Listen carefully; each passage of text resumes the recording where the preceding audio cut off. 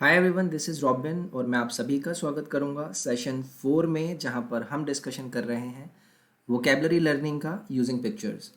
तो देखिए, मैंने आपसे 3 पार्ट पहले भी डिस्कस किए हैं। आई होप आपको वो पार्ट और सेशंस कुछ आइडिया क्रिएट करे होंगे आपके दिमाग में कि भाई किस तरीके से चीज़ों को आप मेमोराइज कर सकते हैं काफ़ी लंबे टाइम तक। ये कुछ मेरे बारे में जानकारी। My name is robin. मैं अपने सेशन 4 को स्टार्ट करूंगा। पिछले 3 सेशन को भी मैंने प्लेलिस्ट में डलवाकर डिस्क्रिप्शन में उसका लिंक डला दिया है। आप वहां पर जाकर प्लेलिस्ट को देख सकते हैं। तो चलिए स्टार्ट करते हैं हमारा सेशन नंबर 4। तो देखिए, पहला यहाँ पर वर्ड है आपका इनडेलिबल। तो देखिए, आई होप आपको ये शब्द का अर्थ पता होगा। अगर नहीं पता है तो कोई ऐसी वस्तु या चीज़ जो कि परमानेंट होती है नेचर में, यानी कि आप उसे रिमूव या फिर इरेज नहीं कर सकते, इनएडिबल। अब देखिए, इसको अगर मैं रिलेट करना चाहूँ तो सपोज करिए कि यहाँ पर आपको लिखा है ड्रॉप इन डेली, यानी कि स्टोर है आपका।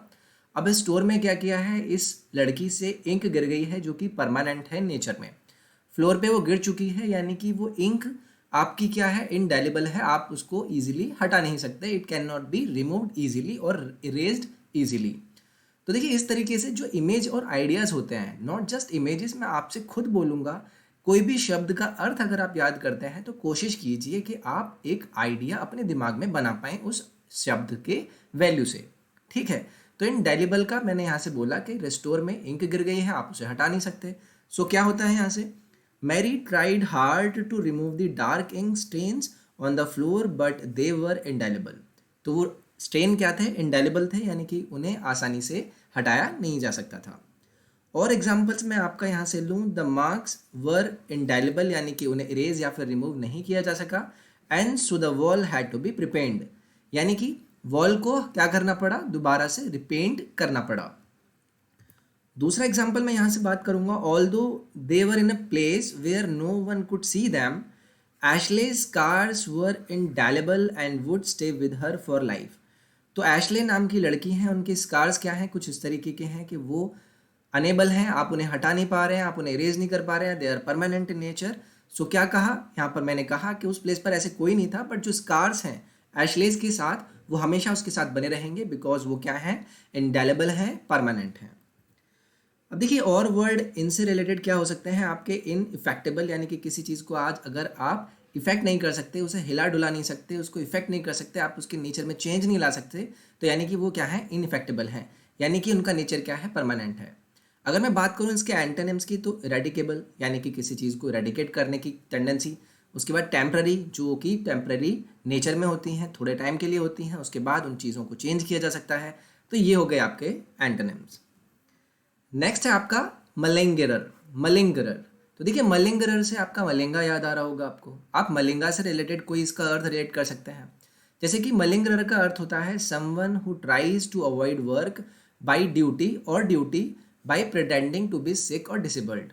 देखिए, बहुत से लोगों की आदत होती है, वो अपने काम से बचने के लिए अपने आप को बीमार दिखा देते हैं। या बहुत से स्टूडेंट भी ऐसे होते हैं जो कि क्या करते हैं, अपने आप को बीमार बता देते हैं, सिक बता देते हैं, और अपने काम को क्या करते हैं, अवॉइड करते हैं। तो ये जो चीज़ होती है, ये जो नाउन है, ये आपका कहलाएगा मलिंगरर। जैसे कि मैंने आपसे कहा कि कोई व्यक्ति है, उसने अपने ऑफिस से लीव तो ली है, किस से बोल के कि भाई मैं सिक हूँ और मैं आज ऑफिस नहीं आ पाऊंगा, बट एक्चुअली में क्या करता है, वो मॉल जाता है, खाता पीता है, मौज मस्ती करता है। तो एग्जाम्पल कैसे यहाँ से क्रिएट कर सकते हैं कि Jack was convinced that Mike is a malingerer, यानी कि जैक को कन्विंस कराया गया कि माइक क्या है, एक मलिंगरर है, यानी कि वो झूठ बोलता है और प्रिटेंड करता है कि वो सिक है। किसे अवॉइड करने के लिए, अपने काम को अवॉइड करने के लिए।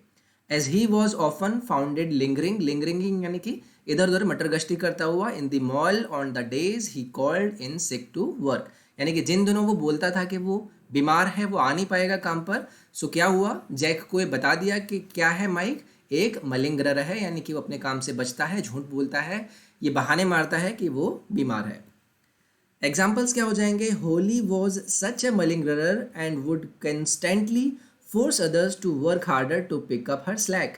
तो देखिए, स्लैक को पिक करने के लिए क्या करता था, होली इस तरीके का मलिंगरर था, यानी कि बहाने मारता था कि वो बीमार है, ताकि वो दूसरों को फोर्स कर सके अपने काम को कराने के लिए। नेक्स्ट है, ऑल दो जैनिस सीम्ड सिक, यानी कि ऐसे लगता था कि जैनिस क्या है, सिक है। Knew knew her to be nothing more than a malingerer, लेकिन ग्यून क्या करती थी, उसे पता था कि वो क्या करती है, सिर्फ बहाने मारती है बीमारी के। तो इससे रिलेटेड आपके और शब्द क्या हो सकते हैं, स्कल्कर या फिर शेमर या फिर शिरकर या फिर इडलर। तो ये कुछ रिलेटेड आपको सिनोनिम जरूर याद रखने हैं अपने इन शब्दों से रिलेटेड। इसके बाद आएगा आपका प्रोडिगल। प्रोडिगल मतलब अगर आप बहुत ज़्यादा खर्चीले हैं, आपको पता ही नहीं है कि आप कितना खर्च कर देते हैं, you are a prodigal person, means you are careless with money. तो देखिए ये आपके एक भाई साहब हैं, ये क्या कर रहे हैं, इन्हें जो भी टीवी पर कोई लेटेस्ट कैमरा दिखाई देता है तो ये उसे तुरंत ही ऑर्डर करने लगते हैं कि भाई अपडेट आया है, नया वर्जन आया है तो चलिए ऑर्डर कर देता हूँ। जबकि इनके पास क्या है, ऑलरेडी काफ़ी सारे सेम कैपेसिटी की वैल्यू रखने वाले कैमराज हैं जो कि अच्छे खासे इफेक्टिव आपकी पिक्चर्स देते हैं।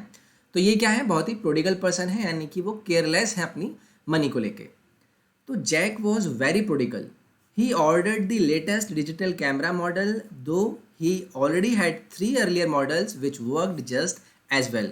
यानी कि बाकी के भी कैमरे इसी तरीके से काम कर सकते थे, लेकिन वो क्या करते थे, जब भी टीवी पर देखा कि कोई नया कैमरा, नया अपडेटेड कैमरा आया है तो वो उसको परचेज कर लेते थे। More example, the prodigal sun return home after blowing his entire inheritance, यानी कि अपनी पूरी इनहेरिटेंस को ब्लोइंग करने के बाद वापस आता है कौन, प्रोडिगल सन, यानी कि उनका खर्चीला बेटा। कैंडाइस वॉज अ प्रोडिगल, यानी कि खर्चीला था, उसको पता ही नहीं था, वो बहुत ही केयरलेस होके मनी को खर्च करता है। And although she made 6 figures a year, she was unable to keep any of it in savings. साल में वो 6 फिगर्स की रकम कमाता था, लेकिन फिर भी क्या था, लास्ट में कोई सेविंग नहीं बचता था। तो वो क्या कहलाएगा आपका, प्रोडिगल, यानी कि वो बिल्कुल भी केयर नहीं करता है अपनी मनी को सेव करने के लिए। तो इससे रिलेटेड वर्ड्स आपके क्या हो जाएंगे, देखिए प्रोफ्लिगेट। प्रोफ्लिगेट का भी अर्थ सेम ही होता है, जहाँ कि आप वहाँ पर एकदम केयरलेसनेस के साथ खर्च करते हैं। अगर मैं बात करूँ फ्रूगल की, जो कि इसका क्या होगा, एंटोनिम होगा। फ्रूगल का अर्थ होता है जब आप अपनी लाइफ को विदाउट वेस्ट स्पेंड करते हैं, यानी कि आप ज़्यादा वहाँ पर फालतू की चीज़ों में नहीं पड़ते हैं, आप एकदम सेविंग के साथ चलते हैं, आपको पता है कहाँ पर क्या चीज़ करनी है और कहाँ पर नहीं करनी है। नेक्स्ट शब्द है आपका जंकेट। देखिए जंकेट का अर्थ होता है a trip by a public official with tax payers money. तो देखिए जंकेट क्या है, आपका नाउन है। नाउन यानी कि ऐसी चीज़ जो कि आप करते हैं, एक आपकी ऐसी ट्रिप जहाँ पर ऑफिशियल लोग जाते हैं, किसके खर्चे पर, टैक्स पेयर्स के खर्चे पर, यानी कि हमारे और आपके जैसे लोगों के खर्चे पर, जो मौज मस्ती करते हैं ना। या फिर ऑफिशियल हम बोल सकते हैं कि भाई एक ट्रिप जो कि पब्लिक ऑफिशियल ले रहा है, या तो मौज मस्ती का हो सकता है, फिर किसी और वे में भी हम उसे देख सकते हैं, तो वो कहलाता है आपका जंकेट। तो जैसे ये आपके कोई सपोज कीजिए मिनिस्टर हैं, मेयर हैं, ये क्या है, जंकेट पर गए हैं, जंकेट बीच रेंटल्स पर जाकर उन्होंने देखिए ये मस्त मज़े ले रहे हैं। तो the governor went on a junket to Miami. तो ये क्या है, जंकेट पर गए हैं, यानी कि पब्लिक ऑफिशियल हैं ये, जो कि टैक्स पेयर्स की मनी पर घूमने गए हैं। तो mayor Robbie took a quick junket to Atlantic City against his advisors better judgement and without the tax payers knowing. तो उन्हें पता ही नहीं है कि भाई मैं लोगों से छिपाकर, टैक्स पेयर्स को पता भी नहीं है कि वो कहाँ घूम रहे हैं, और वो क्या कर रहे हैं, अपना मस्त एकदम अटलांटिक सिटी में जाकर एंजॉय कर रहे हैं। What is doing, he is junketing. तो ये हो जाएगा आपका junket. The president of United States often takes junkets on air force one. तो क्या करते हैं, वो जंकेट्स करते हैं, यानी कि ऑफिशियल हैं। एक तो पहली चीज़ ये क्लियर हो गई, और उसके बाद जो टैक्स पेयर्स हैं उनकी मनी का यूज़ कर रहे हैं, एज वो क्या करते हैं, एयरफोर्स को अपने अलग अलग ट्रिप्स पर यूज़ करते हैं, या फिर कोई भी ऑफिशियल ड्यूटीज़ पर चले जाते हैं। So this was a word junket. अगर मैं आपका और इससे रिलेटेड वर्ड की बात करूं तो ये हो जाएगा आपका मालफियसेंस, यानी कि wrongful conduct bye a public official. देखिए बेसिकली अगर टैक्स पेयर्स की पेमेंट पर ही कहीं मौज मस्ती कर रहे हैं तो इट्स अ रॉन्गफुल एक्ट ना, तो ये आपका अर्थ दे देगा मालफियसेंस। उसके बाद जॉन्ट आपका एक अर्थ है, शब्द है, जो कि आपको बताएगा जर्नी टेकन फॉर प्लेजर, यानी कि मौज मस्ती की जो जर्नी आप करते हैं उसे आप बोलते हैं जॉन्ट। नेक्स्ट है आपका शब्द सेरेंडिपिटी। तो ये हो जाएगा आपका सेरेंडिपिटी। इसका अर्थ क्या होता है, the act of finding something valuable by chance.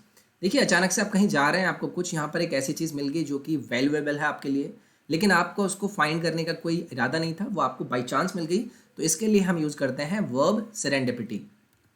जैसे कि ये आपके क्या हैं, ये आपके पुलिस इंस्पेक्टर साहब हैं, ये जा रहे थे, इनका सायरन चल रहा था, लेकिन अचानक से इनका सायरन बंद हो गया। लेकिन जहाँ पर जाकर बंद होता है वहाँ पर ही देखते हैं वो बैंक है, और बैंक को रॉब किया जा रहा है। तो इन्होंने क्या किया, बाई चांस, इन्होंने बाई चांस एक ऐसी सिचुएशन को पा लिया जहाँ पर इनकी मौजूदगी काफ़ी फ़ायदेमंद साबित हुई। यानी कि इनका एक्ट क्या था, इन्होंने वहाँ पर कुछ ऐसी चीज़ पा ली जो कि वैल्यूएबल थी, बाई चांस इनका होना यहाँ पर ज़रूरी था, तो ये बाई चांस था। So it was the deputy's serendipity that led him to capture the two jewellery store robbers just as his car siren was going off. तो जैसे ही उनका car siren were going off, तो उन्होंने क्या किया, उन दो लोगों को बैंक के बाहर पकड़ लिया। More examples, their meeting was serendipitous and the two could not believe their luck। तो उनकी मीटिंग क्या थी, इस तरीके से सक्सेसफुल हुई कि उनको पता भी नहीं था कि हमारे लिए इतनी वैल्यूएबल साबित हो जाएगी। इसी तरीके से Wanda knew it was serendipity that the home she had always dreamed of was available just when she was ready to move। यानी कि जब वो एकदम तैयार थी चीज़ों को अडॉप्ट करने के लिए, एक नए ऐसी जगह पर, घर पर जाने के लिए, तो उस टाइम पर ही क्या हुआ, उनके साथ सेरेंडिपिटी एक्ट हुआ, यानी कि उनको एक ऐसी चीज़ मिल गई जिसकी वो उनको पता भी नहीं था कि ऐसा हो सकता है। तो इसके साथ जो वर्ड होंगे, इसके सिनोनिम्स क्या हो जाएंगे, कर्मा, उसके बाद किस्मेट या फिर फेट, यानी कि फेट यानी कि आपका नसीब आप बोल सकते हैं। तो एंटोनिम क्या हो जाएगा इसका, चॉइस, यानी कि बाई चॉइस, आपको पता ही नहीं है कि आपका पास एक ऑल्टरनेट यहाँ पर बनता है, वोल्यूशन या फिर मिसफॉर्चून यानी कि दुर्भाग्य। तो ये आपके हो जाएंगे सेरेंडिपिटी के एंटोनिम्स। सो आई होप आपको ये भी सेशन उतना ही पसंद आया होगा। अगर आपको सेशन पसंद आता है तो प्लीज़ लाइक ज़रूर करिए और शेयर कीजिए इसे अपने फ्रेंड्स के साथ। आप बेल आइकन को जरूर प्रेस कर लीजिए सो दैट कि सब्सक्राइब कर लें आप इस चैनल को और रेगुलर वीडियोस के फ़ायदे उठा पाएँ। आप टेलीग्राम को यहाँ पर ज्वाइन कर सकते हैं जिसके रेगुलर वीडियो लिंक्स आपको मिलते रहते हैं। उसके साथ अनअकैडमी SSC के इंस्टाग्राम पेज को भी ज्वाइन कीजिए जहाँ पर मैं आपके लिए पोस्ट भी डालता रहता हूँ। तो फिर से मिलते हैं हम नेक्स्ट पार्ट में अगेन अपने सेशन को कंटिन्यू करते हुए। अपना ख्याल रखिए, take care, bye bye, thank you.